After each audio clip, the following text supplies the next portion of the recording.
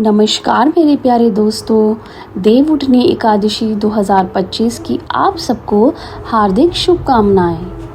कार्तिक मास के शुक्ल पक्ष की एकादशी को देवउठनी एकादशी कहते हैं। इसे देव प्रबोधिनी या देव उठान एकादशी या देवोत्थान एकादशी भी कहते हैं।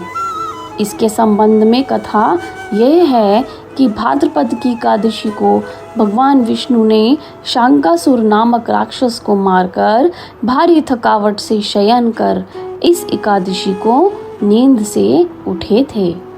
इस तिथि के बाद से ही शादी विवाह जैसे शुभ कार्य होने शुरू हो जाते हैं।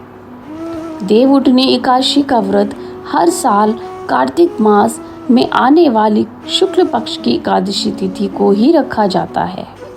इस दिन श्री हरि विष्णु विश्राम अवस्था से जाग जाते हैं।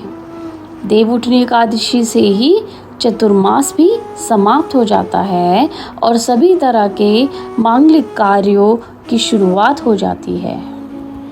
आइए जानते हैं देवउठनी एकादशी की पूजा विधि किस तरह से की जाती है।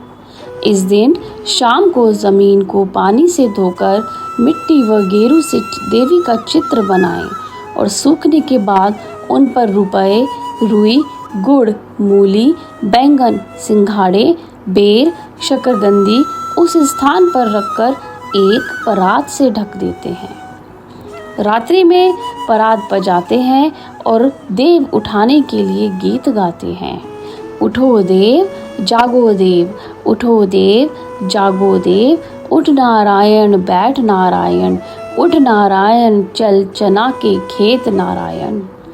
ऐसे गीत गाए जाते हैं। आषाढ़ मास शुक्ल पक्ष की एकादशी से शयन किए हुए देव इस कार्तिक शुक्ल एकादशी के दिन ही उठाते हैं और सभी शुभ कार्य विवाह आदि इसी दिन से शुरू हो जाते हैं। यह पूजा उसी स्थान पर करते हैं जहां होली, दिवाली इत्यादि की पूजा करते हैं। कुछ स्त्रियां देवउठनी एकादशी के दिन तुलसी और शालिग्राम के विवाह का भी आयोजन करती हैं। तुलसी शालिग्राम विवाह पूरी धूमधाम से इस प्रकार किया जाता है जिस प्रकार सामान्य विवाह। शास्त्रों में ऐसी मान्यता है कि जिन दंपतियों के कन्या नहीं होती वह तुलसी विवाह करके कन्या का दान पुण्य प्राप्त करते हैं। यदि आप एकादशी का व्रत रख रहे हैं तो एक दिन पहले सूर्यास्त के बाद भोजन ना करें।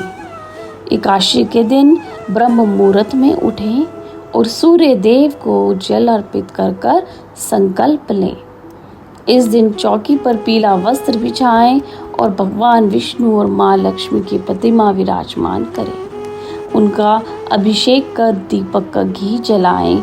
उन्हें चंदन, फूल, फल अथवा तुलसी अर्पित जरूर करें।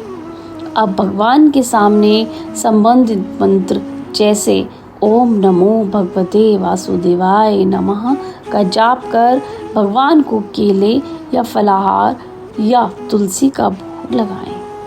व्रत के दिन गरीब ब्राह्मण को दान देना अति श्रेयस्कर माना जाता है। आइए जानते हैं देवउठनी एकादशी का पारण। 1 नवंबर 2025 को दिन शनिवार को देवउठनी एकादशी का व्रत रखा जाएगा। 2 नवंबर को पारण का समय रहेगा दोपहर 1:10 बजे से दोपहर 3:22 बजे तक।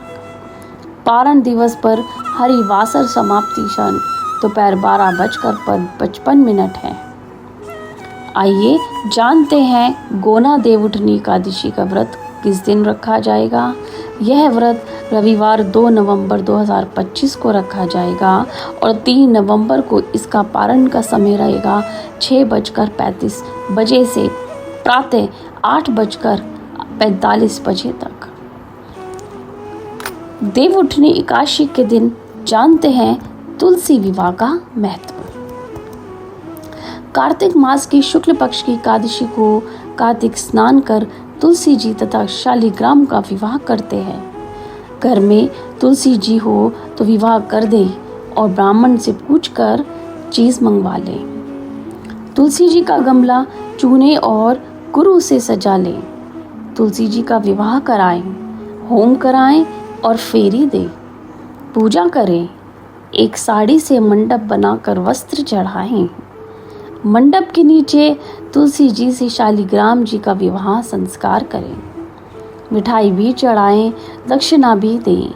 तुलसी जी के वस्त्र चढ़ा दें, नथ पहना दें, सिंदूर लगाएं, मेहंदी लगाएं, चूड़ी पहनाएं और तुलसी जी के विवाह का गीत एवं दोहे गाएं।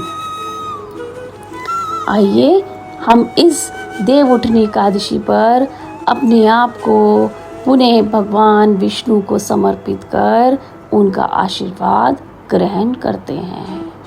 जय जय श्री राधे।